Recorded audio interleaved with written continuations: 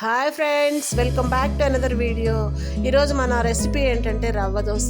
రవ్వ దోశ తయారు చేసుకోవడానికి కావాల్సిన పదార్థాలు ఏంటంటే ఒక కప్పు బాంబే రవ్వ, అదేనండి సుజీ, తర్వాత మైదా పిండి, బియ్యం పిండి, తగినంత ఉప్పు, కొంచెం వంట సోడా, తరిగిన ఆనియన్స్, కొంచెం కొత్తిమీర, తరిగిన పచ్చిమిర్చి, తురిమిన క్యారెట్, వీటన్నింటిని వేసి బాగా మిక్స్ చేయాలండి.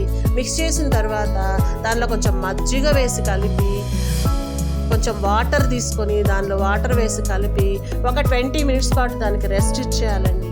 బాగా కలిపి రెస్ట్ ఇచ్చేసి నెక్స్ట్ మూత తీస్తే దాన్ని కొంచెం పిండి గట్టిగా అయిపోతుంది.